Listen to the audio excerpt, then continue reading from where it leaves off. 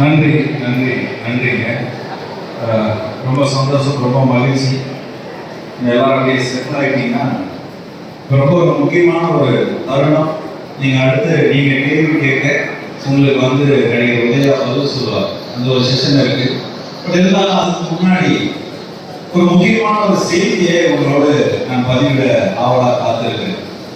நம்ம எல்லாருமே நீங்கள் இந்த ஸ்கூல் டைமில் ஒரு விஷயத்தெல்லாம் நம்ம கடந்து வந்திருக்கோம். யாரெல்லாம் கிளாஸ்ல லாஸ்ட் பெஞ்ச் ஸ்டூடெண்ட், நான் வந்து லாஸ்ட் பெஞ்ச் ஸ்டூடெண்ட்.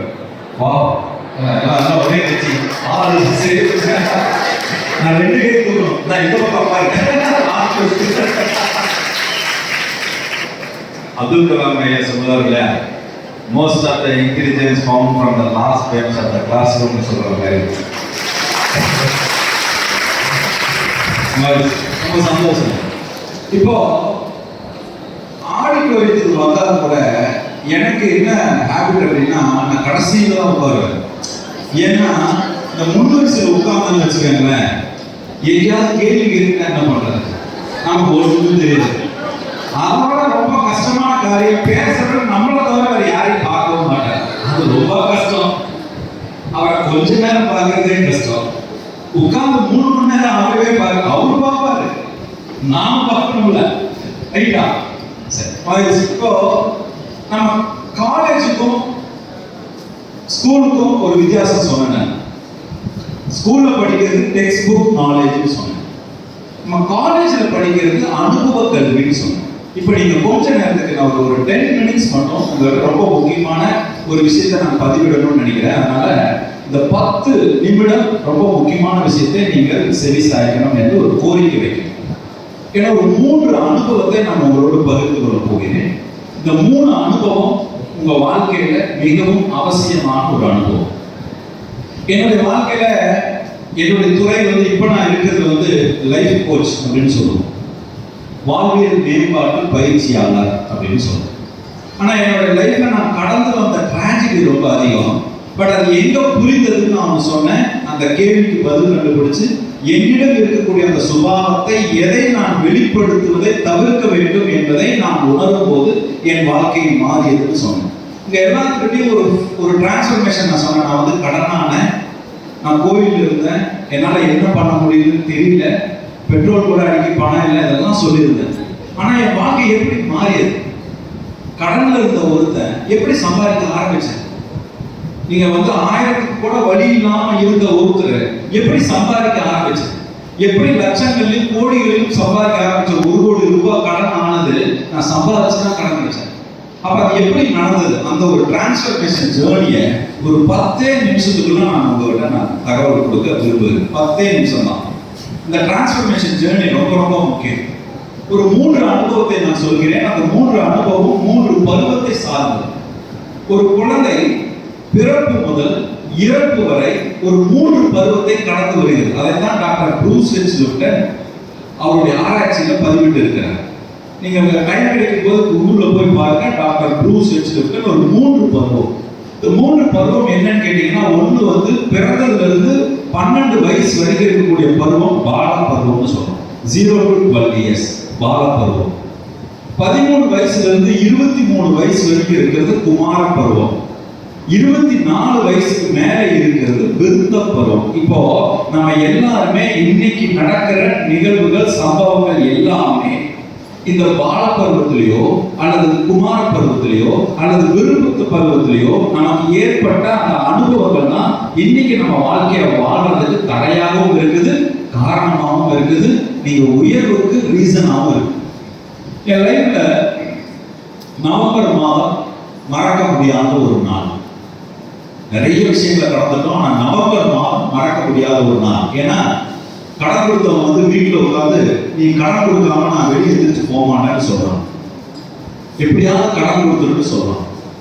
அப்பா முன்னாடி அம்மா முன்னாடி மானம் போயிடுச்சு. மனைவி எப்படி சொல்றதுன்னு தெரியாம நிக்கிறா. குழந்தை முன்னாடி ஒருத்தர் வந்து இப்படி எல்லாம் பண்ணும்போது நாம ஏதோ நல்லா வாழ்ந்துட்டோம்னு நினைக்கிறோம். ஆனா நாம எதுவுமே செய்யலைங்கிறது உணரும் போது என்ன பண்றதுன்னு தெரியும். நவம்பர் மாதம் என் வாழ்க்கையை முடித்து கொள்ளலாம் அப்படின்னு முடிவு பண்ணி ஒரு ரூம்குள்ள போயிட்டு எங்க அம்மாவோட புடவை எடுத்து ஃபேன்ல மாட்டி தற்கொலை பண்ணிக்கலாம் அப்படின்னு முடிவு பண்ணிட்டு எல்லாம் மாட்டி ரெடி ஆயிடுச்சு.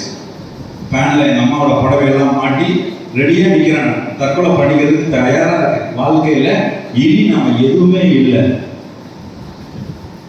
இதுக்கு மேலே அவமானம் தேவையில்லை, நம்மளால வாழ்க்கையை வாழ முடியாது அப்படிங்கிற ஒரு சூழ்நிலையில் போய் தற்கொலை பண்ண நிற்கும் போது டக் டக் டக்குன்னு ஒரு சத்தம்.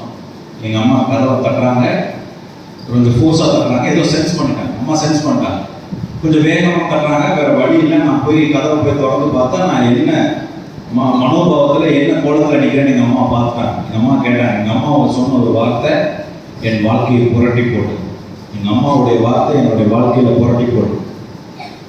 அப்படிப்பட்ட வார்த்தைக்கு அப்புறம் தான் நான் என்ன செய்ய வேண்டும், நான் எதை செய்ய தவிர்த்திருக்கிறேன், நான் எதை செய்யாமல் விட்டிருக்கிறேன்னு நான் எனக்கு புரிஞ்ச இடம் அந்த நவம்பர் மாதம். அதுக்கப்புறம் நான் வாழ்க்கையில எல்லாத்தையும் மாற்றி மாற்றி நம்மை சரி செய்யும் பொழுது ஒரு உச்சகட்டத்தை நான் உணர்ந்து, இன்னைக்கு நான் நிற்கிறது கோடியில சம்பாதிக்கிறோம் அப்படின்னா அது எனக்கு கிடைச்ச இடம் அந்த குமார பருவம். நீங்க காலேஜ் படிக்கிறீங்க இல்லையா, இந்த 14 வயசுல இருந்து 23 வயசுக்குள்ளதான் நீங்க உங்க இலக்கை நோக்கி அடைவதற்கு உண்டான வித்து, அந்த விதை எங்கு விதைக்கப்படுகிறதுனா இந்த பருவத்தில் 14 வயதுல இருந்து 23 வயசுக்குள்ள. ஒரு சின்ன எக்ஸாம்பிள் சொல்றேன், 3 சம்பவம்.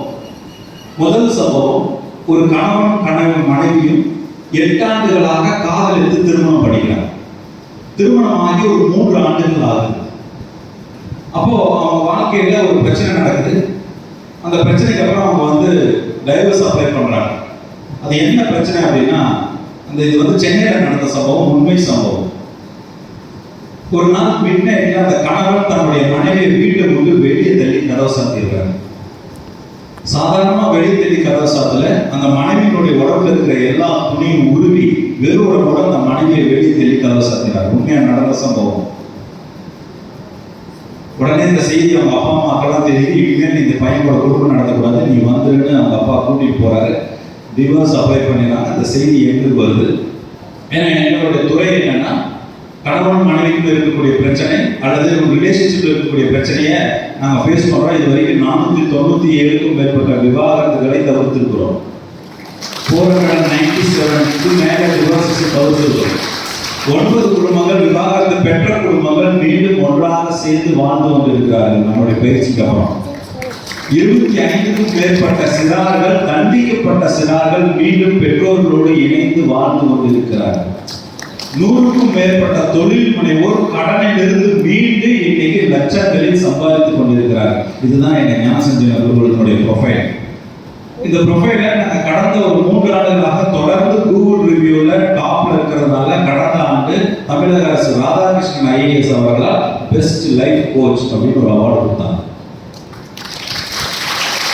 இப்ப இந்த சம்பவம் நடந்துச்சு. அந்த பையன் மனைவி வெளியே தள்ளி கதவை சாத்திட்டா. அவங்க அப்பா கூட்டிட்டு வந்து டிவோர்ஸ் பண்ணணும்னு சொல்லிட்டாரு. என்கிட்ட வராங்க. நான் கேட்கிறேன், பையன் கிட்ட பிரச்சனை இருக்குமா, பொண்ணு கிட்ட பிரச்சனை இருக்குமா? 2 பேர்கிட்ட தனித்தனியா பேசுறோம். பையன் வந்து ஒரு ஐடியில் ஒர்க் பண்றாரு, நல்ல பையன், நல்ல திங்கிங், நல்ல பையன். பொண்ணும் ஐடியில் ஒர்க் பண்றாங்க. 2 பேரும் 2 லட்சத்துக்கு மேல சம்பாதிக்கிறாங்க மாசம். ஆனா என்ன பிரச்சனை இருக்க முடியும்? அந்த பொண்ணுகிட்ட கேட்கும்போது அந்த பொண்ணு சொல்றாங்க, சார் என் கணவர்னா எனக்கு ரொம்ப பிடிக்கும் சார், என் கணவர் எனக்கு வேணுங்கிறதெல்லாம் நான் கேட்காமலே செய்வார் சார். ஆனா இந்த ஒரு விஷயத்துல மட்டும் என் கணவர் ஏன் அப்படி நடந்துக்கிறாருன்னு எனக்கு தெரியல சார் அப்படின்னு அந்த பொண்ணு சொல்லுது. இப்போ அந்த பையன் கிட்ட கேட்டால் அந்த பையனும் எதுவும் சொல்லலை. அப்புறம் தான் நாங்கள் அந்த ஒரு கான்வர்சேஷன் ஏற்படுத்துகிறோம். அவருடைய ஆள் மனதில் பதிந்திருக்கக்கூடிய பதிவுகள் என்னவாக இருக்கிறது, இந்த குமார பருவத்தில் ஏதாவது நடந்திருக்கா, இல்லை பால பருவத்தில் ஏதாவது நடந்திருக்கான்னு ஒரு கான்வர்சேஷன் பண்ணி பார்க்கும் பொழுது அந்த பையனுக்கு 9 வயசு இருக்கும்போது, நல்லா கவனிக்கணும், அந்த பையனுக்கு 9 வயசு இருக்கும்போது, இன்னைக்கு பெரும்பான்மையான பெற்றோர்கள் 2 பேருமே வேலைக்கு போகக்கூடிய சுபாவங்கள் இருக்கும் பொழுது என்ன பண்ணுவாங்கன்னா, சாயங்கால நேரத்தில் பக்கத்து வீட்டுக்காரங்களோ அல்லது யாராவது ஒருத்தர் கூட குழந்தைய கூட்டிட்டு வந்து அந்த வீட்டில் இருக்கும். அம்மா வேலைக்கு விட்டு வந்த உடனே அந்த குழந்தைய கூட்டிட்டு போவாங்க. ஏன்னா அப்பா அம்மா 2 பேரும் வேலைக்கு போகும்போது அந்த குழந்தைய கூட்டிட்டு வந்து ஒன்று உறவினரோ நண்பரோ யாராவது உதவி செய்வாங்க. அப்படி ஒருத்தர் அந்த குழந்தைய கூட்டிட்டு வரும்போது இந்த பையன் 9 வயசுல இருக்கும் பொழுது அந்த கூட்டிட்டு வந்த நபர் ஒரு மேலால இந்த பையன் வந்து செக்ஷுவலி அபியூஸ் பண்ணப்பட்டிருக்காரு 9 வயசுல. அது அவங்க நடந்ததோட முடிஞ்சிருச்சு. இந்த பையன் அதை மறந்துட்டார். ஆனா அது திருமணமாகி தன்னுடைய இல்லற வாழ்வில் அந்தரங்க வாழ்க்கைக்குள்ள போகும்போது அந்த பதிவு மேலோங்கி வந்து அவருடைய யதார்த்த வாழ்க்கையில் வாழ முடியாத மாதிரி தடுத்து இருக்கிறது என்று அந்த பையனுக்கு தெரியல. நாங்க கண்டுபிடிச்சிட்டோம், கான்வர்சேஷன்ல கண்டுபிடிச்சிட்டோம். இதுதான் பிரச்சனைன்னு கண்டுபிடிச்சிட்டோம். அதை கண்டுபிடிச்சு அந்த பதிவை எப்படி வெளியெடுக்கிறது, நாம் எப்படி சிந்திக்கிறது, நமக்கு ஏற்படுகின்ற எண்ணங்களிலிருந்து நாம் எப்படி மேலோங்கிறது பயிற்சி கொடுத்து இன்னைக்கு அந்த 2 தம்பதிகளும் அந்த கணவன் மனைவியும் சென்னையில தான் வாழ்றாங்க. அற்புதமா வாழ்றாங்க. அவங்களுக்கு 2 குழந்தைங்க மீண்டும் தம்பதிகளாக வாழ்ந்து கொண்டு இருக்கிறார்கள். பயிற்சி தரம்.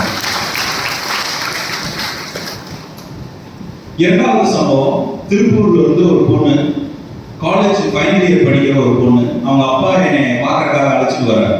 சார், என் பொண்ணுக்கு நிறைய கோவம் வருது சார். இது வரைக்கும் கோவம் வந்து ஒரு 20க்கும் மேற்பட்ட போனை உடைச்சிட்டா சார்.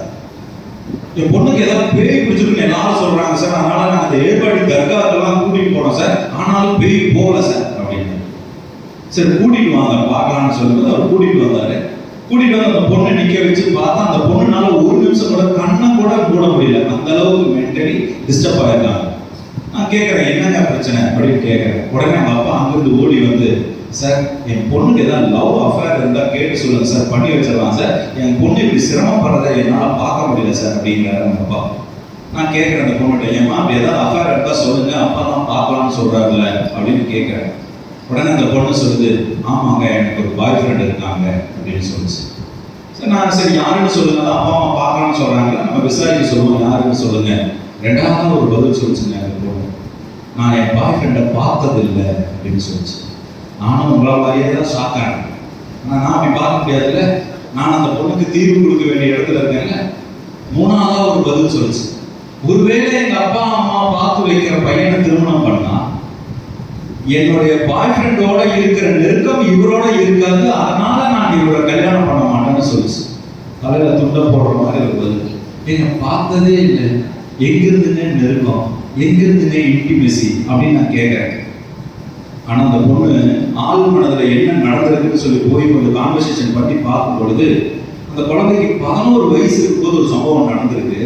அந்த சம்பவம் தான் படிக்கும் போது மேலோங்கி அது தன்னுடைய வாழ்க்கையை பெரும் அளவில் பாதிக்கிறதுக்கான காரணமாக இருந்திருக்கு. நம்ம எல்லாருமே குழந்தைகளாக இருக்கும்போது ஆனுவல் டே லீவ் விடுவோம், ஸ்கூல் ஆனுவல் லீவ் விடுவோம். இந்த லீவ் விடும்போது தாத்தா பாட்டி ஊருக்கு போகிறது வழக்கம். ஸ்கூல் படிக்கும் போது நமக்கு ரொம்ப பெஸ்ட் பிளேஸ் எதுன்னு கேட்டீங்கன்னா தாத்தா பாட்டி ஊருக்கு போகும். இந்த பெண் குழந்தையும் தாத்தா பாட்டி ஊருக்கு போயிருக்கு. இந்த பொண்ணுக்கு 11 வயசு இருக்கும்போது அந்த தாத்தா பாட்டி வீட்டுக்கு போனீங்கன்னா அங்க எதிர்த்து வீட்டில் ஒரு சொந்தக்காரர் இருப்பாங்க. அந்த சொந்தக்காரர் வீட்டில் போய் உட்காந்து கில்லி விளையாடுறது, கோழி குண்டு விளையாடுறது, நீங்க வந்து இதெல்லாம் விளையாண்டுட்டு இருப்பாங்க. இந்த பொண்ணு அப்படி போயிருக்கும்போது இவங்களோட சொந்தக்கார ஒரு கசின் பொண்ணு இந்த போன்ல வந்து இந்த தேவையில்லாத இந்த பான் மூவிஸ் எல்லாம் நிறைய பார்த்துட்டு வந்திருக்கு. அது இந்த பொண்ணு 11 வயசுல பார்த்துருக்கு. கண்ணுல பார்த்ததுனால அது அப்படியே மனசுல பதிவாகி, நீங்க இந்த சந்திரமுகி படத்துல ஒரு டைலாக் வரும்ல, முழுசா சந்திரமுகியாக மாறி இருக்கிறவன் மனைவி கங்காவை பார் அப்படின்னு சொல்றாரு. என்ன கொடுமை சார் அப்படின்றாரு பிரபு. அந்த மாதிரி அது ஒரு மல்டி பர்சனாலிட்டி டிசார்டர்னு பேரு. நமக்கே தெரியாம நம்ம கிட்ட இருந்து ஒரு சுபாவம் வெளிப்படும், அது நமக்கு தெரியாது. நீ ரொம்ப கோபப்படுறன்னு எழுத்துல இருக்கிறவன் சொல்லுவான், ஆனா நாம ஒத்துக்க மாட்டோம். நீ ரொம்ப தேவையில்லாத பேசுறன்னு எழுத்துல இருக்கிறவன் சொல்லுவான், ஆனா நாம ஒத்துக்க மாட்டோம். ஏன்னா நம்மளுடைய சுபாவம் நமக்கு தெரிந்ததை விட நம்மை யார் எதிர்கொள்கிறாரோ அவர்களுக்கு நிறைய தெரியும். அப்படிப்பட்ட ஒரு சூழ்நிலையில இந்த பொண்ணு வந்து அந்த அந்த வீடியோவை பார்த்து ஒரு பையன் இமேஜினேஷன்லேயே வருவதாகவும், இமேஜினேஷன்லேயே காதலித்து திருமணம் பண்ணி அந்த பையன் கூட குடும்பம் நடத்தவன் போல கற்பனையிலே வாழ்ந்துட்டு இருக்கு. இப்போ அந்த பொண்ணு உண்மைதான் சொல்லிச்சு, எனக்கு ஒரு பாய் ஃப்ரெண்ட் இருக்கான்னு சொன்னது உண்மை, ஆனால் அது நிகழ்காலத்தில் இல்லை, கற்பனை இல்லை. அப்படிப்பட்ட ஒரு லைஃப் ஸ்டைலில் வாழ்ந்துட்டு இருக்கு. இது யாருக்கும் புரியல, யாருக்கும் தெரியல. இது புரியாம இந்த பொண்ணு சொல் பேச்சு கேட்க மாட்டேங்குது, இந்த பொண்ணு சரியில்லை அப்படின்னு சொல்லி இவங்களாம் பட்டம் கட்டிக்கிறாங்க. இதை புரியாம கொண்டு போய் ஏற்பாடுல நீங்க பேய் ஓடுனா எப்படி பேய் ஓடும்? அப்ப பிரச்சனை எங்க இருக்கு? மனசுல தேவையில்லாத அந்த பதிவுகள் இருக்கு. அதான் ரிமூவ் பண்ணணும் நாங்க கண்டுபிடிச்சோம். இன்னைக்கு அதை ரிமூவ் பண்ணிட்டோம். இன்னைக்கு அந்த பொண்ணு யூஜி முடிச்சு பிஜி முடிச்சு அடுத்த மாதம் திருமணத்துக்கு தயாராக இருக்கிறது. இது நம்மளுடைய 2வது சம்பவம். பயிற்சிக்கு அப்புறம் இந்த பெனிஃபிட் இருக்கு. 3வது ரொம்ப முக்கியமான சம்பவம், ஒரு கணவன் மனைவி திருமணமாகி அந்த 1.5 வயசு ஒரு குழந்தை இருக்கு. கோயம்புத்தூர்ல வடவண்டிங்கிற ஊர்ல நடந்த சம்பவம். ஒரு 1.5 வயசுல ஒரு குழந்தை இருக்கு. ஒரு நாள் அதிகாலையில அந்த கணவன் வேலைக்கு கிளம்பிட்டார். அந்த பொண்ணு சொல்லுது, இன்னைக்கு நீ ஆஃபீஸுக்கு போகக்கூடாது அப்படின்னு சொல்லுது. அந்த பையன் சொல்றான், இல்லை நான் லீவ் போட முடியாது, நான் கண்டிப்பா ஆஃபீஸ் போகணும், நான் தான் கீ ரோல் பிளே பண்றேன், நான் தான் ஆஃபீஸ் போகணும், நான் லீவ் போட முடியாது. நீ லீவ் போடணும். நான் சொல்றதை கேட்காம நீ லீவ் போடலன்னா அப்புறம் நான் ரொம்ப கோவப்படுவேன் அப்படின்னு அந்த பொண்ணு சொல்லுது. இல்லை நான் போயிட்டு வந்துடுறேன்னு சொல்றான். உடனே அந்த பொண்ணு என்ன பண்ணுது, இப்போ மட்டும் என் பேச்சை கேட்கலன்னா இந்த குழந்தைய அப்படியே தூக்கி போய் நான் பால்கனியில் நின்று கீழே போடுறேன் அப்படின்னு மிரட்டுது. இந்த பையனை தூக்கி வாரி போட்டுச்சு. என்னடா ஒரு பெத்த குழந்தைய ஒரு தாய் பால்கனிலிருந்து கீழே போடுறான்னு சொல்றாலே, கொஞ்சம் கூட இறக்கம் இல்லாமல் இருக்கிறனால இப்படி ஒரு எண்ணத்தோட இருக்கிறவங்க வாழ முடியாது, நீ பஞ்சாயத்தை கூப்பிட்டு நான் டிவோர்ஸ் அப்ளை பண்றேன். டிவோர்ஸ் அப்ளை பண்ணியாச்சு. செய்தி எங்களுக்கு வருது. நாங்கள் 2 பேரும் கூப்பிட்டு கேட்கிறோம், என்ன பிரச்சனை, ஏன் நீங்க டிவோர்ஸ் அப்ளை பண்ணீங்கன்னு கேட்கும் பொழுது அந்த பையனுக்குள்ள பிரச்சனை இருக்குமா அந்த பொண்ணுகிட்ட பிரச்சனை இருக்குமான்னு பார்த்தா பிரச்சனை பையன்கிட்டையும் இல்லை பொண்ணுகிட்டையும் இல்லை. பிரச்சனை எங்க இருக்கு அப்படின்னு சொல்லி பார்க்கும் பொழுது இந்த பொண்ணுக்கு சின்ன வயசுல, இந்த பொண்ணுக்கு ஒரு 10 வயது இருக்கும் பொழுது என்ன நடந்திருக்கு அப்படின்னா, இவங்களுடைய தாத்தாவுக்கு திதி கொடுக்கறதுக்காக திருமூர்த்தி மலை போயிருக்காங்க. இந்த திருமூர்த்தி மலையில போய் திதி எப்படி கொடுப்பாங்கன்னா, ஒரு வாழை இலையை விரிச்சு அதில் சாப்பாட்டை பெண்டா மாதிரி பிடிச்சி வச்சு திதியெல்லாம் கொடுத்து அதை இலையோட எடுத்துட்டு போய் தண்ணியில கொண்டு போய் காய்ப்பான். இப்படிதான் திதி கொடுப்பான். இந்த பொண்ணு முன்னாடி திதி கொடுக்குறாங்க. இந்த பொண்ணுடைய அண்ணன், இந்த பொண்ணுக்கு ஒரு அண்ணன் இருந்திருக்காரு. அவர் என்ன பண்ணிருக்காரு, அந்த வாழையெல்லாம் எடுத்துட்டு கொண்டு போய் தண்ணியில கொண்டு போய் கரைக்கும் பொழுது கை கால் எல்லாம் அப்படி ஸ்லிப் ஆகி அந்த பையன் கீழே விழுந்து அவங்க அப்பா அம்மா கண்ணு முன்னாடி அந்த பையனுடைய உயிர் போயிருக்கு. இப்போ அவங்க அப்பாவுக்கு ஒரே வேதனை, அவங்க அம்மாவுக்கு ஒரே வேதனை, பையனை காப்பாற்ற முடியலையே. உண்மையா நடந்த சம்பவம். நம்ம கண்ணு முன்னாடி பையனுடைய உயிர் போகுது, நம்மளால காப்பாற்ற முடியலையே, என்ன பண்ண போறோம் அப்படின்னு சொல்லி அவங்களுக்குள்ள ஒரு மனவேதனை. அவங்க அம்மா ஒரு 6 மாசம் 1 வருஷம் ஒரு மாதிரி கோமா ஸ்டேட்டுக்கு போன மாதிரி ஒரு சூழ்நிலையில இருந்தாங்க. அதுக்கப்புறம் இதுக்கு இவங்க என்ன முடிவு பண்ணிட்டாங்கன்னா, இருந்தது ஒரே பையன், அவன் போயிட்டான். இப்ப நமக்கு இருக்கிறது ஒரே ஒரு பொண்ணு தான். அதனால பொண்ணை ரொம்ப நல்லா பார்த்துக்கணும்னு சொல்லி ஒட்டுமொத்த பாசமும் பொண்ணு மேல திரும்பிடுச்சு. அந்த பாசம் எப்படி திரும்பிச்சுன்னா, இந்த பொண்ணு உட்கார்ந்த இடத்துல சாப்பாடு வரும், உட்கார்ந்த இடத்துல தண்ணி வரும், உட்கார்ந்த இடத்துல கை கழுவுறதுக்கு தண்ணி வரும். இந்த பொண்ணு ஒரு போன் படிச்சுன்னா அவங்க அப்பா ஆபீஸுக்கு உடனே லீவ் போட்டு வந்துடுவார். இந்த பொண்ணு ஒரு போன் படிச்சுன்னா உடனே அவங்க அம்மா ஆபீஸுக்கு லீவ் போட்டு வந்துடுவாங்க. இப்ப இந்த பொண்ணு சொல்லுது, நான் எப்ப சொன்னாலும் எங்க அப்பா லீவ் போடுறாரு, என் புருஷன் லீவ் போட மாட்டேங்கிறான், எங்க அப்பா தான் நல்ல அப்பா, என் புருஷன் மோசமான புருஷன் சொல்லுது. இப்ப இந்த உணர்வையும் இந்த பதிவையும் யார் ஏற்படுத்தியது?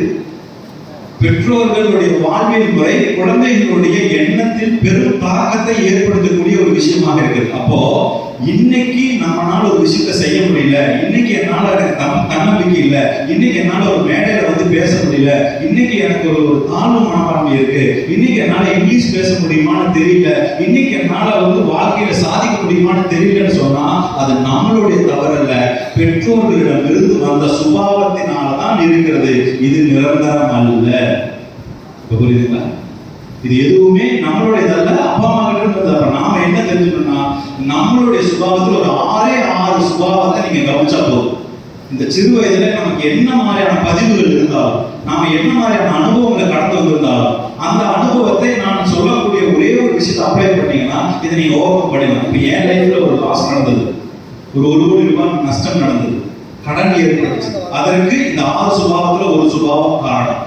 அந்த 6 சுபாவம் என்னன்னா, காமம், கோபம், ஆணவம், பேராசை, பொறாமை, பாகுபாடு பார்க்கிறது. நான் ரிப்பீட் பண்றேன். காமம், கோபம், ஆணவம், பேராசை, பொறாமை, பாகுபாடு பார்க்கிறது. இன்னைக்கு ஒரு மனிதன் எடுத்தீங்கன்னா அவனுக்கு 5 பிரச்சனை தான். பணம் பிரச்சனை, உறவுகள்ல பிரச்சனை, தொழில பிரச்சனை, சமுதாயத்துல பிரச்சனை, ஆரோக்கியத்துல பிரச்சனை. இந்த 5 பிரச்சனைக்கும் காரணம் இந்த 6 சுபாவத்தில் கலப்படம் ஏற்படுவதுதான். கலப்படமான காம உணர்வு இருந்தாலும் சிக்கல் வரும், கலப்படமான கோப உணர்வு இருந்தாலும் சிக்கல் வரும், கலப்படமான ஆணவம் இருந்தாலும் சிக்கல் வரும், கலப்படமான பேராசை இருந்தாலும் சிக்கல் வரும், பொறாமை இருந்தாலும் சிக்கல் வரும், பாகுபாடு பார்க்கிற சுபாவங்கள் இருந்தாலும் சிக்கல் வரும். அப்ப நமக்கு வர சிக்கலுக்கு காரணம் இந்த 6 சுபாவத்தில் ஏற்படுகின்ற கலப்படம் தானே தவிர நேரம் சரியில்லை, நாள் சரியில்லை, ராசி இல்லை, ஏழரை சனி, கண்டக சனி, அஷ்டம சனி ஒன்றும் கிடையாது.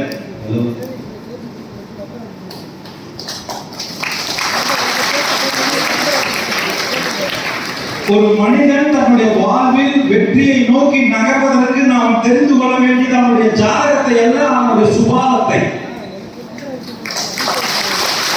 ஒரு மனிதன் அவன் வாழ்வில் மீண்டு எழுவதற்கு அவன் போய் பார்க்க வேண்டியது சாமியாரையோ ஜோசிக்காரையோ அல்ல, தன்னுடைய சுபாவத்தை. எந்த ஒரு சுபாவத்தை அவன் மேலோங்கி வைத்திருக்கிறான்.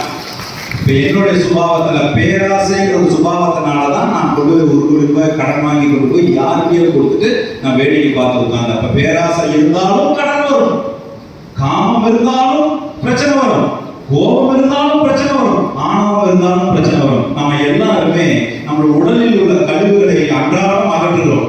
நாம் உணவு சாப்பிடுறோம், உணவுனால கழிவுகளை அகற்றுகிறோம். ஆனால் மனதில் ஏற்படுகின்ற கழிவுகளை அகற்றுகிறோமா? மனதிலும் கழிவுகள் அன்றாடம் ஏற்படுகிறது. ஆணவம், மாயை, கண்மம், இதெல்லாம் வள்ளலார் சொல்றார். ஒரு மனிதனுக்கு மனதிலும் மனம் ஏற்படுகிறது. ஆணவம் இருந்தாலும் அது கழிவுதான், கண்மம் இருந்தாலும் அது கழிவுதான், மாயை இருந்தாலும் கழிவுதான். அப்போ இன்னைக்கு உங்களுக்கு எந்த பிரச்சனை இருக்குன்னு ஒரு பேப்பர் எழுதுங்க. அந்த பிரச்சனைக்கு காரணம் இந்த சுபாவமாக இருக்கும். அந்த சுபாவம் தோன்றிய பருவம் ஒண்ணு பாலபருவமா இருக்கும், இல்ல குமார பருவமா இருக்கும், இல்ல விருத்த பருவமா இருக்கும். இந்த என் வாழ்க்கையில் நடந்த ஏதோ ஒரு அனுபவம் தான் என்னுடைய மனதில் இந்த சுபாவத்தை ஏற்படுத்தி அந்த சுபாவத்தினால் நான் செய்த செயலினுடைய விளைவு தான் இன்னைக்கு நான் எதிர்கொள்ளக்கூடிய சம்பவமே தவிர யாரோ மருந்து வச்சுட்டான், யாரோ செய்வன வச்சுட்டான், யாரோ எனக்கு பொறாமப்பட்டுட்டானெல்லாம் ஒன்றும் கிடையாது. யாரும் மருந்து வைக்கல, யாரும் செய்வன வைக்கல. நாம் சரியான அணுகுமுறையை செயல்படுத்தவில்லை என்பதுதான் உண்மை. நாம் நம்முடைய அணுகுமுறையை செயல்படுத்தினால், உங்களுடைய அணுகுமுறையை சரியாக செயல்படுத்தினால் நீங்கள் வாழ்வில் வெற்றி பெறலாம். அப்ப நீங்க உங்க அணுகுமுறையை சரியாக செயல்படுத்துவதற்கு நான் ஒரே ஒரு டூல் கொடுக்குறேன்னு சொன்னேன். ஒரே ஒரு டூல் தான். அந்த டூலை நீங்க எப்பெல்லாம் அப்ளை பண்றீங்களோ அப்பெல்லாம் நீங்க வாழ்க்கையில ஜெயிச்சுக்கிட்டே இருக்கலாம். ஒரே ஒரு டூல் தான். மனம்தான் குரு, கருணை தான் கடவுள். அவ்வளவுதான். உங்க மனம் தான் உங்களுக்கு கற்றுக் கொடுக்குற குரு. என்னுடைய என் மீது இருந்த அதீத அன்புல குருஜி நிறைய வார்த்தைகள் உதய சொன்னார். ஆனால் அவர் செயல்பட்டதனுடைய காரணம் தான், அவர் உழைத்ததனுடைய காரணம் தான், அவர் சிந்தித்து செயல்பட்டதனுடைய வீரியத்தினுடைய காரணம் தான் இன்னைக்கு அவர் நிற்கிறார். அப்போ நம்மளுடைய மனம் நமக்கு எப்பொழுதுமே குருவாக நாம் எடுத்துக்கொள்ள வேண்டும். நம்முடைய மனம் தான் குரு, கருணை தான் கடவுள். இது ஒண்ணு மட்டும் டூலா எடுத்துக்கங்க. நீங்க அப்ளை பண்ண வேண்டிய விஷயத்துல ஒரு 4 விஷயத்தை என்னைக்கும் மறக்காது. 4 விஷயத்தை அப்ளை பண்ணுங்க. ஒண்ணு, நமக்கு எதிரி இருக்கக்கூடாது. எங்கேயுமே நமக்கு எதிரி இருக்கக்கூடாது. எந்த சுபாவத்திலும் எதிரி இருக்கக்கூடாது. 2வது ரொம்ப முக்கியமானது, நமக்கான குருவை கண்டுபிடிக்க வேண்டும். குரு யாரு? மனம் தான் குரு. கண்டுபிடிச்சாச்சு. 3வது ரொம்ப முக்கியமான ஒண்ணு, நாம் பொய் சொல்லக்கூடாது. இந்த 3 விஷயத்தை மட்டும் நாம் கடைபிடித்தால் 4வது விஷயம் ஆட்டோமேட்டிக்கா வந்துடும். 4வது விஷயம் என்ன அப்படின்னா, நம்மளுடைய உணவு முறை நெறிமுறையான உணவு முறை வேணும். நம் உடலுக்கு ஏற்றுக்கொள்ளுகின்ற உணவை மட்டும் எடுத்துக்கொண்டால், இந்த 4 விஷயத்தை நாம் சரி செய்தால் நம்முடைய மனோபாவத்தில் சரியான மனோபாவத்தை கண்டுபிடித்து நாம் செய்கின்ற ஒவ்வொரு செயலும் தெளிவு.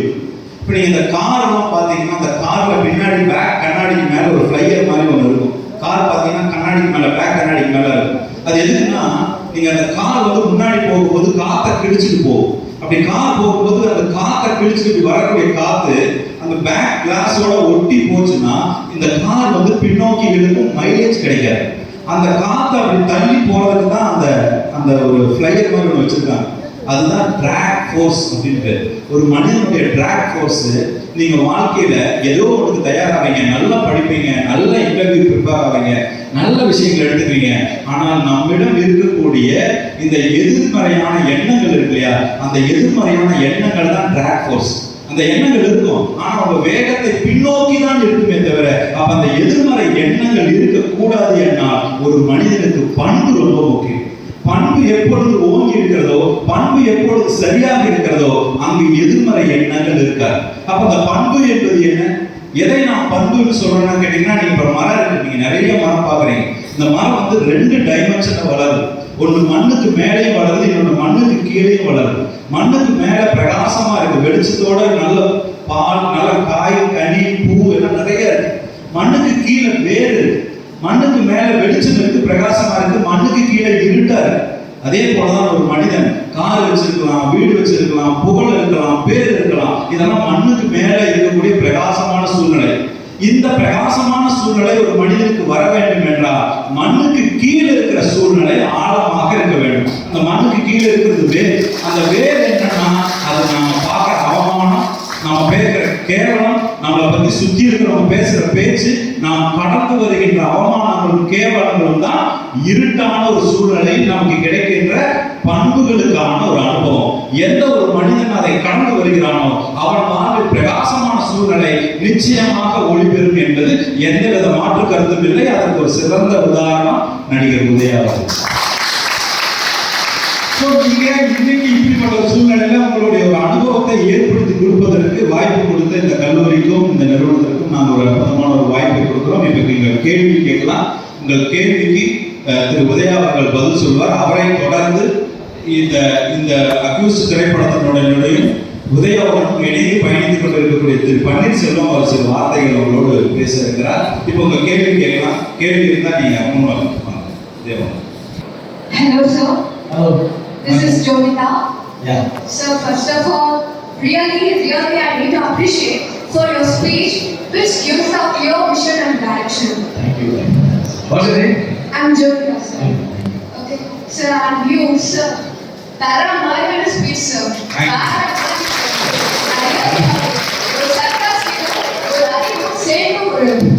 நல்ல speech sir. I love it.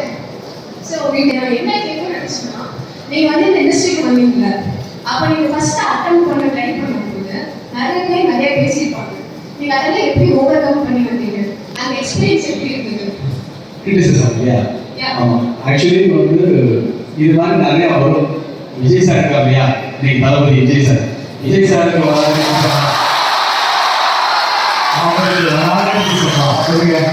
நாம அதெல்லாம் என்ன, அதாவது அப்படி வந்தாதான் நம்மளை மோல்ட் பண்ணி நம்மளை கிளியர் பண்ணி ஃபர்ஸ்ட் நான் படம் வந்து திருநெல்வேலி, அந்த படம் வந்து சூப்பர் கிரிட்டிக்ஸ் ஆபி சௌத்ரி சார், அவர் வந்து நிறைய டேரக்டர்ஸ் இன்ட்ரடியூஸ் பண்ணியிருக்காரு, நிறைய டெக்னீஷியன் இன்ட்ரடியூஸ் பண்ணியிருக்காரு. ஃபர்ஸ்ட் அவர் பேனல்ல இன்ட்ரடியூஸ் பண்ண ஒரே ஹீரோ நான். அதுக்கப்புறமா தான் Jeeva, actor Jeeva sir. So என்ன நம்பிக்கை வச்சு நான் வந்து அவர் வாக்கிங்ல போவார், பீச்சில் வாக்கிங் போவார், மெரினா பீச் சென்னையில். நான் அவர் முன்னாடியே வந்து சிலம்பம் பண்ற மாதிரி, தடவை எடுக்கிற மாதிரி, புஷ்அப் எடுக்கிற மாதிரி, அப்படியே அந்த பாவனை காமிச்சு அவர் எக்ஸ்பிளைன் பண்ணிட்டே இருப்பார் எப்பயுமே. ஸோ அந்த மாதிரி ஒரு நல்ல ஆப்பர்ச்சுனிட்டியோட அவரை பயன்படுத்துறாரு. ஃபர்ஸ்ட் படத்துல எல்லாருக்குமே வந்து ஒரு கிரிட்டிக் வரும், அதெல்லாம் ஓவர் கம் பண்ணி வாழ்க்கையிலும் சரி கிரிட்டிக் வந்தாதான் நம்மளால பெருசா ஜெயிக்கவே முடியும். அதான் அவர் என்ன சொல்றாருன்னா, நம்ம மேல நிறைய பேர் கல்ல வீசுவாங்க, அந்த கல்லுனால நம்ம அடி வாங்குறோமா, அந்த கல்ல வச்சு நம்ம வீடு கட்டிக்கிறோமாங்கிறதுல இருக்குங்கிறார். Thank you so much. அந்த ஃபர்ஸ்ட் ஃப்ளாப், அந்த ஃபர்ஸ்ட் தோல்வி, அதுக்கப்புறம் நீங்க எப்படி? இல்ல ஃபர்ஸ்ட் படம் இட்டு திருநெல்வேலி சூப்பர் டூப்பர். எனக்கு வந்து உங்களுக்கு தெரியுமா தெரியல, அம்மா அண்ணா தெரிஞ்சுக்கலாம். அப்போ ஓடக்கூடிய செய்யணும் ஒரு சாங் வந்து இடையில சார் மியூசிக், அந்த சாங் பெரிய ஹிட். அதுக்கப்புறம் வந்து எனக்கு வந்து கண்டினியூஸா படங்கள் வந்தது, நிறைய படங்கள் வந்தது. என்ன வந்ததுன்னா, வந்து பூஜையோட நின்று போய் படமே எழுத முடியாம டிராப் ஆன படங்கள் தான் என் வாழ்க்கையில் அதிகம். கிட்டத்தட்ட நான் சொன்னேன், 23 படம் வந்திருக்க வேண்டியது என்னோட பேஸ்ல. 14, 13, 15 தான் வந்திருக்கு. நீங்க இப்போ ரிசர்ச் பண்ணீங்கன்னா, உங்க போன் ரிசர்ச் பண்ணா உதயாவோட ஃபிலிம்ஸ் பார்த்தீங்கன்னா 15, 16 இருக்கும். ஆனா 25 to 30 ஃபிலிம்ஸ் பண்ணேன். எல்லாமே பாதியில இருந்து போன படங்கள், பாதியில டிராப் ஆன படங்கள். அது மாதிரி வந்து அந்த சமயத்துல நமக்கு வர மனசோர்வு இருக்கு இல்லையா, அது ரொம்ப ஜாஸ்தி. நம்ம உழைப்பெல்லாம் கொடுத்துட்டு ஒரு ப்ராடக்ட் வெளில வந்தாங்கன்னா அது ரொம்ப ஜாஸ்தியா இருக்கும். இது இந்த இதுக்கு மட்டும் இல்லைங்க, நம்ம ஒரு டார்கெட்டை ஃபிக்ஸ் பண்ணி உழைச்சிக்கிட்டே இருந்தோம்னா கண்டிப்பா நாம அதில் வெற்றி காண முடியும். அதுதான். வேற கேள்வி கேட்கிறீங்களா? Any other questions?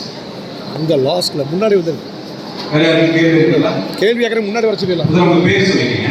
பிரதர் கேள்வி கேட்கறங்க முன்னாடி வர சொல்லிடலாம். கேள்வி கேட்கற முன்னாடி சொல்லுங்க.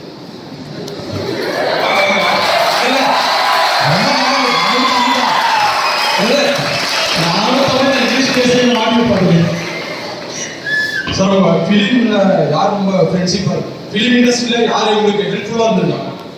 என்னை பொறுத்த வரைக்கும் என்னுடைய மறைந்த நண்பர் நடிகர் விவேக்.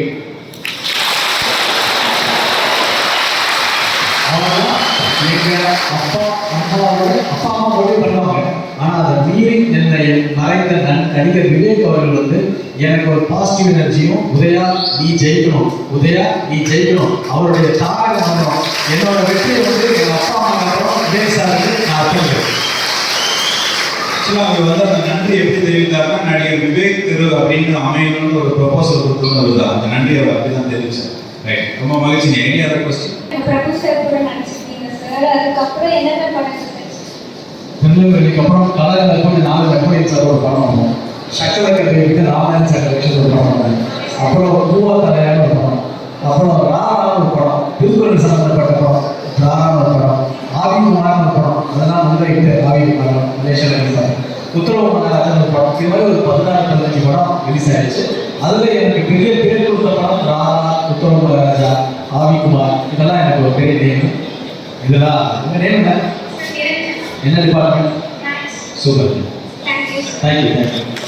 சாரி, தலைவா படத்தில் பார்த்துருப்பீங்க வீடியோ குமார், அந்த படம் விஜய் சார் நடித்தேன். விஜய் சார் என்னுடைய சிறந்த நண்பர். விஜய் சாரோடைய சிறந்த நண்பர், அதாவது எனக்கு வந்து விஜய் சார் தான் அவ்வளோ பிடிக்கும். விஜய் சாரோடைய எண்ணங்கள் நம்ம நிறைவேற்றுவோம்.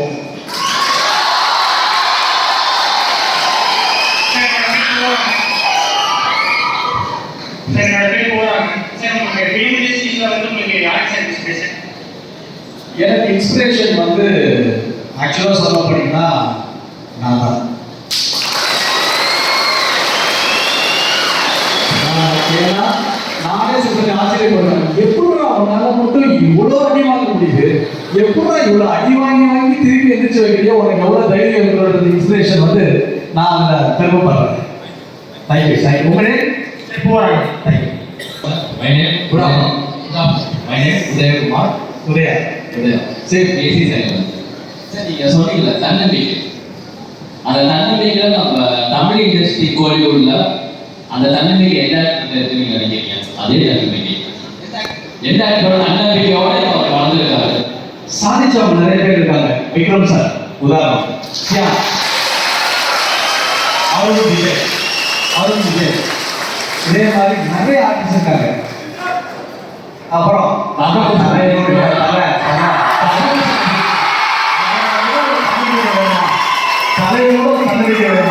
எனக்கு எல்லாமே அஜித் சார், விஜய் சார்லாம் எனக்கு நிறைய கான்ஃபிடன்ஸ் கொடுத்துருக்காங்க. அவங்களாம் வந்து ஒரு இன்ஸ்பிரேஷன் தான். ஸோ அந்த மாதிரி விஷயம் வந்து நிறைய பேர் எனக்கு வந்து தன்னம்பிக்கை, நிறைய பேர் இன்னும் கூட இப்போ நாம் வந்திருக்கோம், அதே மாதிரி நிறைய பேர் கண்டிப்பா இந்த இண்டஸ்ட்ரியில் போறவங்க ஜெயிப்பா.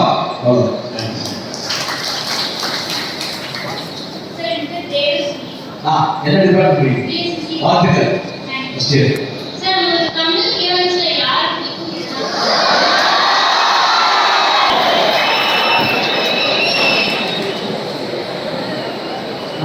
ஐஸ்வர்யா ராவுடைய மிகப்பெரிய ஃபேன்.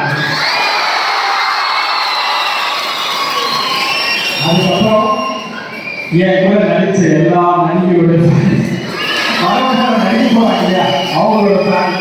ஸோ இதான் ஒரு சேஃப்டி சேவை. அதனால எனக்கு ஒன்றுமே இல்லை, நான் சின்ன வயசுல வந்து எங்க அம்மா கூட வந்து சரோஜா தேவி படம் இருக்கு இல்லையா, நான் சரோஜா தேவி அவரோட மிகப்பெரிய ஃபேன்.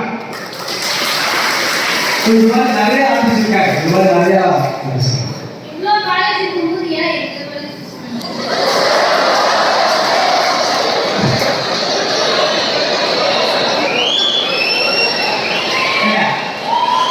விட ஒரு பெரிய கூட்டம் எந்த காலையில வேணுமா,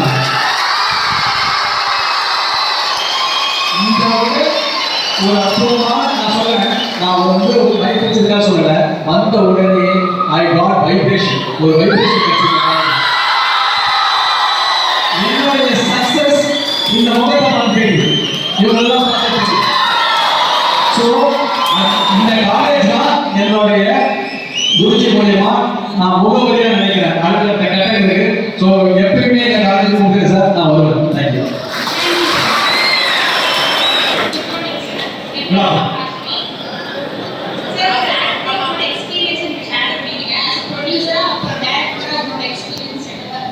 உலகத்திலேயே இருக்கிறது கஷ்டமான தொழில் தான் தெரியுமா? ப்ரொடியூசர் தான். அதாவது ஒரு படம் எடுக்கிறது வந்து இன்னைக்கு நீங்க ஒரு படம் பார்த்துட்டு நம்ம ஈஸியா வந்து அந்த படம் வந்து நல்லா நெகட்டிவ் கமெண்ட், உடனே கமெண்ட்டை போட்டு உடனே இதெல்லாம் பண்ணிடுறோம். தயவு செஞ்சு ஒரு வாட்டி அந்த படம் எப்படி உருவாகுது, அத்தனை தொழிலாளர்கள் உருவாக்குறாங்க, எத்தனை பேர் கஷ்டப்படுறாங்க அப்படின்னு பார்த்தீங்கன்னா, ஒரு விமர்சனம் வந்து ஒரு நாள் 2 நாள் கழிச்சு பண்ணுவீங்க, சரி புடைச்சு போட்டோம், ஆனால் நல்லா இருந்தாலும் அப்படின்னு. ஆனால் விமர்சனம் தடுக்க முடியாது, உங்க விமர்சனம் தான் எங்களுக்கு தெரியாது. ஸோ அதை பற்றி பிரச்சனை இல்லை. ஆனால் இந்த மாதிரி வந்து ஒரு விஷயம் தான் நான் அதை பார்க்குறேன். விமர்சனம் வந்து கண்டிப்பாக தேவை. அந்த விமர்சனம் வந்து ஒரு நாள் 2 நாள் விட்டாங்கன்னா அப்படியே அவ்வளோ பெரிய உழைப்பு இருக்கிறது இந்த விஷயம். ஒவ்வொரு மிகப்பெரிய கஷ்டமான ஜாப் ப்ரொடியூசர் தான். ப்ரொடியூசருக்கு போட்ட பணம் வருமா என்னன்னு தெரியாது. ஆனால் நம்ம நம்பி இன்னைக்கு போட்டிருக்காங்கன்னா மிகப்பெரிய சினிமாவில் மதிக்கப்படக்கூடியவங்க ப்ரொடியூசர்ஸ் தான்.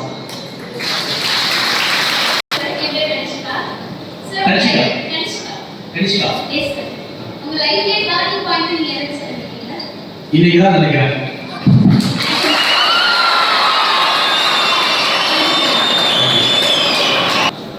ஹாய் உங்க கலாசன். ஹாய். ரொம்ப கங்க்ராச்சுலேஷன்ஸ். ஏன்னா நீங்க ஒரு நாள் அதை முடிச்சுக்கலாம், ஸ்டாப் பண்ணிக்கலாம். ஒரு நாள் நீங்க தப்பா நினைச்சுட்டு இருந்தாலும் பண்ணிட்டு முடியாது.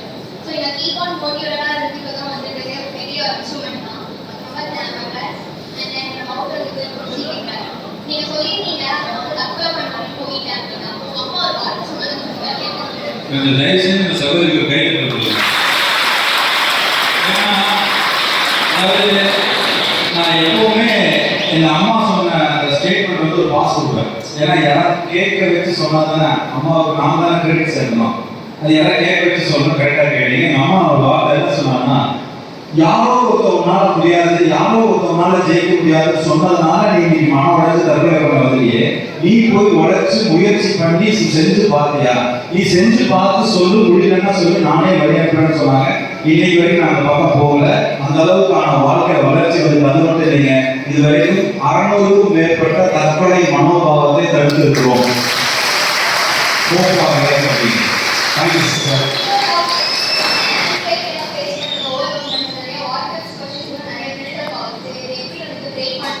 ரொம்ப அற்புதமான ஒரு கேள்வி. நமக்கு எப்பவுமே ஆன்சைட்டிங்கிறது எப்போ உருவாகும்னு கேட்டீங்கன்னா, எந்த ஒரு சப்ஜெக்ட்ல நமக்கு நாலேஜ் இல்லையோ, அதாவது எதை பத்தி நமக்கு முழுமையா தெரியலையோ, ஆனால் இப்போ நீங்க ஒரு 5 சப்ஜெக்ட் இருக்கு, 3 சப்ஜெக்ட் எழுத போகும்போது பயம் இல்லை, 2 சப்ஜெக்ட் எழுத போகும்போது பயம் இருக்குன்னா நீங்க படிக்கலாம் நடக்க கிடையாது, முழுசா படிக்கலாம் நடக்கும்.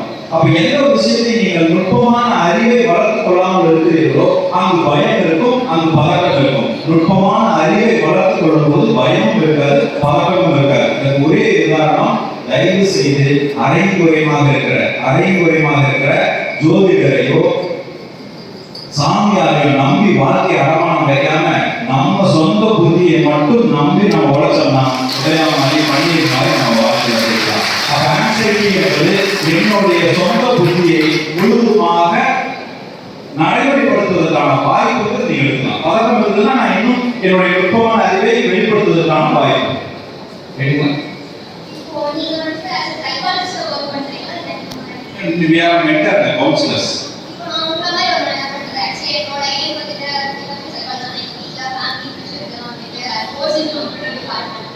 இனி வரும் காலகட்டங்களில் ஏஐ எவ்வளவு அதிகமாகுதோ அந்த அளவுக்கு மனம் சார்ந்த பயிற்சியாளர்களுடைய தேவை அதிகமாக இருக்கும். ஒரு பெரிய ஏரியா காத்திருக்கு, சீக்கிரம் வாங்க சகோதரி. டிப்ளமோ சைக்காலஜி படிக்கலாம், டிப்ளமோ லைஃப் கோச்சிங் படிக்கலாம், இதெல்லாமே நீங்கள் நாங்கள் இலவசமாக மாணவர்களுக்கு இன்டர்ன்ஷிப் கொடுக்குறோம். we give internship வாய்ப்பு இருக்கிறவங்க உங்கள் டிபார்ட்மெண்ட் மூலியமா ஆனதுங்க கண்டிப்பாக வாய்ப்பு தரோம். என்னுடைய ரொம்ப இன்ஸ்பிரேஷனான புக்கு, தாக்கத்தை கொடுத்த புக்கு, நான் எழுதின புக்கு, என்னுடைய முதல் புத்தகம் 21 நாள் அற்புதமான புத்தகம்.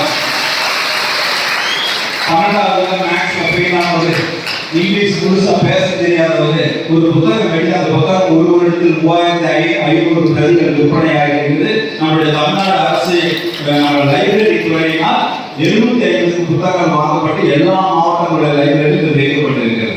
என்னுடைய அடுத்த 2 புத்தகம் வருகிற 26ஆம் தேதி ஒடிசியாவில் ரிலீஸ் பண்ண போறாங்க. நாம புக்கு படிக்கிறோங்கிறது முக்கியம் இல்லை, எத்தனை புக்கு எழுதுற அளவுக்கு நாலேஜுக்காக படிக்கிறோங்கிறது ரொம்ப முக்கியம். நன்றி. உங்க துறை மூலியமாக நான் அந்த தகவலை கொடுக்குறேன். புரியுது? ஸ்ரீ சசிகுமார். மகிழ்ச்சிங்க. நன்றி நன்றி. Thank you thank you. 2026 ஓட்டு யாருக்காக சார் இருக்கும்?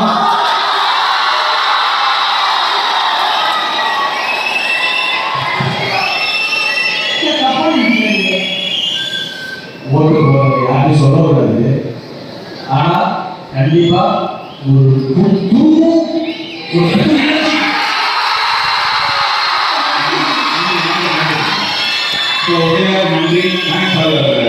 நன்றி. ரொம்ப மகிழ்ச்சிங்க. நிறைவாக ரொம்ப காலத்தை கருதி சுருக்கமாக திரு பன்னீர்செல்வம் அவர்கள் நிறைவாக சென்ற வார்த்தை.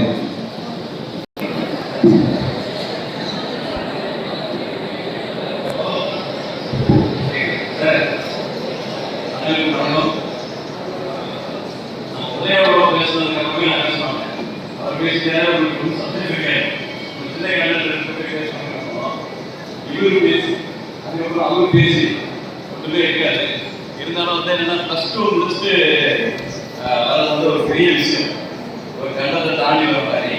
ஏன்னா 70% எல்லாமே ஈஸியாக படிச்சு வந்துருவீங்க. 80% இருக்காங்க இல்லையா மீதி, அவங்க எப்படின்னா எப்படியாச்சும் மாதிரி எப்படியாச்சும் +2 முடிச்சு அதுக்கப்புறம் உங்களோட ஜேர்னி வேறான்னு சொன்னாங்க. என்னோட மாஸ்டர் வந்து எல்லாமே சொல்லிட்டு அப்போ ஆஃபேலி மார்க் வந்துச்சு. அதை பார்த்துட்டு என்ன பண்ணலாம் ஐடியா இருக்கு அப்படின்னு கேட்டார். அவர் மேற்பட இருக்காரு, நான் கோயம்புத்தூர் தான் படித்தேன், நான் கோயம்புத்தூர் தான். அதனால அவர் கேட்டார் என்ன இந்த மாதிரி பண்ணிட்டு என்ன பண்ணலாம்னு நினைக்கிறேன். இல்லை சார் காலேஜ் போகணும் சார், அந்த மாதிரி அதிகமான புரிஞ்சுக்கணும், ரொம்ப கஷ்டம், என்ன மாதிரி பிளான் பண்ணுறது பண்ணீங்க அப்படின்னு சொல்லிட்டு சொன்னார். ஒரே ஒரு வார்த்தை, எப்படியாவது நீ வந்து இந்த +2 பாஸ் பண்ணிடு, அந்த 3 வருஷ காலேஜ் லைஃப் நீ அனுபவிச்சு அதை நீ படிக்க எனக்கு தெரியாது அப்படின்னு சொன்னாரு. உண்மையே எப்படி பாஸ் பண்ணே தெரியல. அந்த மாதிரி ரிசல்ட் வந்த மாதிரி பார்க்கல நம்ம நம்பர் வந்து இப்போ ஈஸியாக நெட்டில் பார்த்துருக்கேன். அதை பார்த்துட்டு நம்ம நம்பர் வந்து பார்த்து அது புதுசெல்லாம் வேலை காலேஜ் போகணும் அப்படின்னு சொல்லி இப்போ அந்த மாதிரி நீங்கள் வந்திருக்கீங்க. நானும் ஃபஸ்ட் இயர்லாம் போகும்போது ஒரு மிகப்பெரிய அச்சீவ்மெண்ட் எனக்கு வந்து +2 பாஸ் பண்ணது. அந்த மாதிரியான ஸ்டூடெண்ட் தான் நான். அதுக்கப்புறம் காலேஜ் ஆர்ட்ஸ் தான் படித்தேன். அதுக்கப்புறம் காலேஜில் முடிச்சு வெளியே வந்த பிறகு என்ன நம்ம பண்ண போகிறோம் ஏதுன்னு தெரியாது. அந்த டைமில் ஒரு அனுபவ ரீதியாக சம்மந்தம் இல்லாமல் கன்ஸ்ட்ரக்ஷன் ஃபீல்டுக்கு போனேன். என்னோட பார்ட்னர் சிவன் இன்ஜினியர், அவர் மூலமா 2003 அப்படியே அதில் அனுபவ ரீதியாக நான் அதை கற்றுக்கிட்டு இன்னைக்கு வந்து அந்த ப்ரைவேட் லிமிடெட் கம்பெனி ஆகியிருக்கேன். கிட்டத்தட்ட ஒரு 850 ப்ராஜெக்ட் மேலே நான் வந்து முடிச்சிருக்கேன். இது வந்து எப்படி சொல்லணும்னா நம்ம எதிர்பார்த்து நம்ம ஒரு பிளான் பண்ணி அப்படிங்கிறதுனால ஒரு அமைப்பாக வளர்ந்து உண்டு. ஆனால் சார் சொன்ன மாதிரி அப்பா அம்மா அவங்களோட வழிகாட்டுறதோட ஒரு பண்போடு நம்ம நடந்து நிறையா நல்லவங்களை மட்டும் நம்ம ஃபாலோ பண்ணணும். கெட்டது ரொம்ப அதெல்லாம் ஒரு எல்லாத்துக்கும் சகஜமான விஷயம். அதில் நல்ல விஷயத்தை மட்டும் எடுத்து அப்படியே ஒரு ஆற்றுல கிளம்புற மாதிரி நம்ம போயிட்டு இருந்தோம். அது நல்லா பாசிட்டிவாக கொண்டு வந்து கன்ஸ்ட்ரக்ஷன் ஃபீல்டுக்கு போச்சு.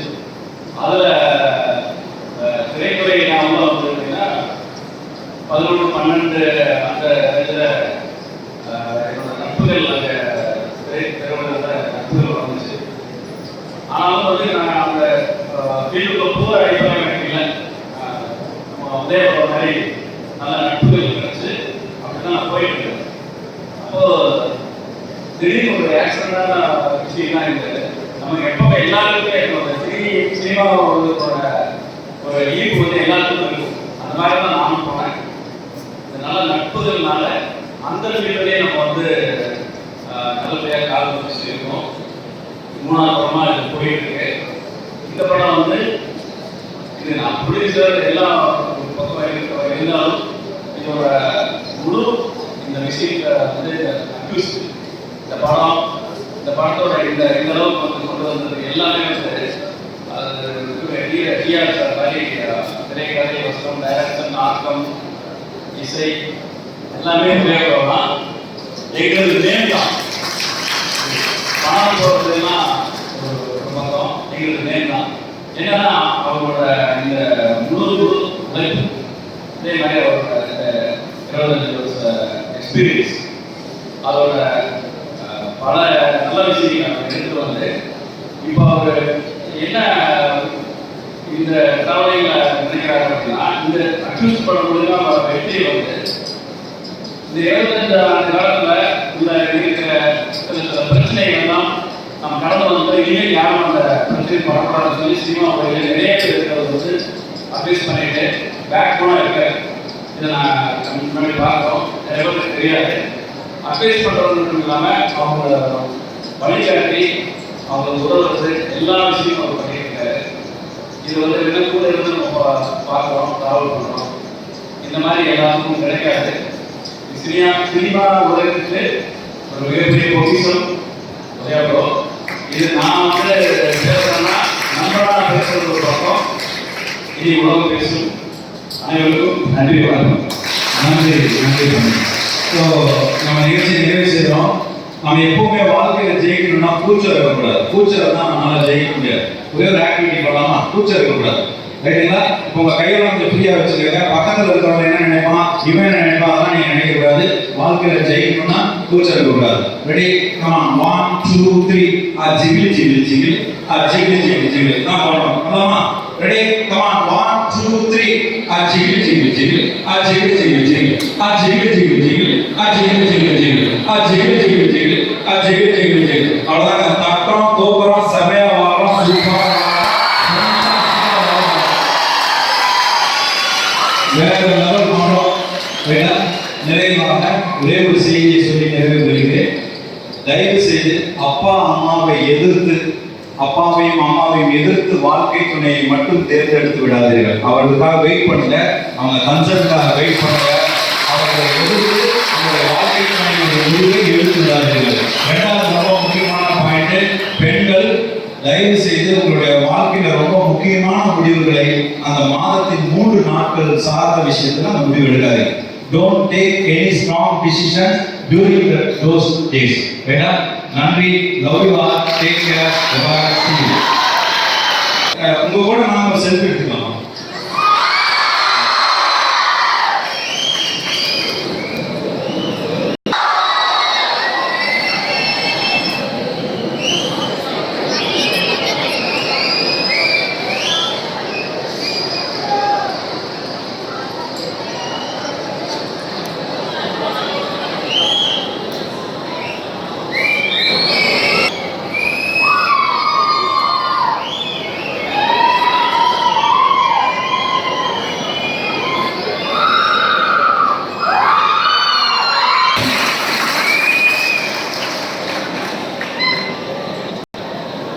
மனம் கல்வியால் தான் பண்படுத்தப்படுகிறது என்பதையும், நிகழ்காலத்தில் நல்ல விதமாக செயல்பட்டால் உங்கள் வருங்காலம் தன்னால் மலரும் என்பதையும், சிந்தனையில் தெளிவு தேவை என்பதையும் தன் சொந்த அனுபவங்களின் மூலம் சிறந்த கருத்துக்களை எடுத்துரைத்தார் இன்றைய சிறப்பு விருந்தினர்.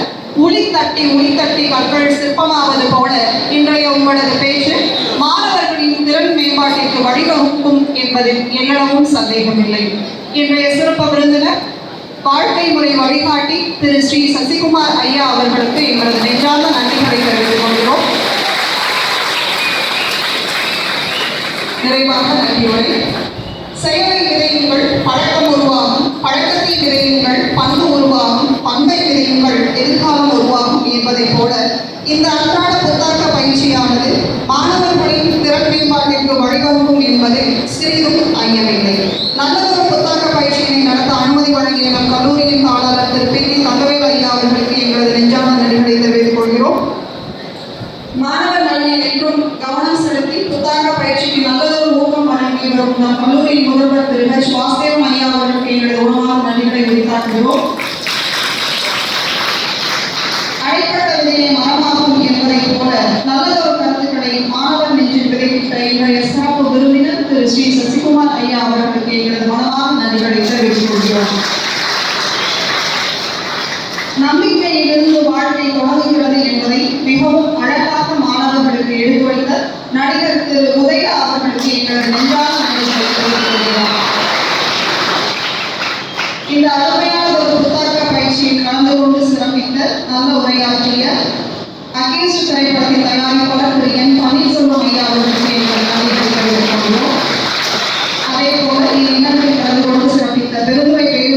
சொன்ன தலைவர் திரு பதவி பரமசிவம் ஐயா அவர்களுக்கு எங்களது நன்றிகளை தெரிவித்துக் கொள்கிறோம்.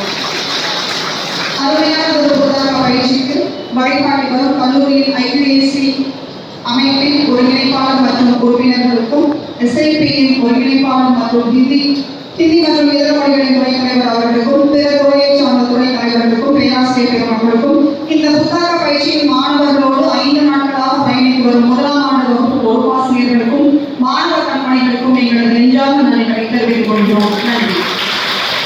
மாணவர்களுக்கு ஒரு அன்பான வேண்டுகோள்.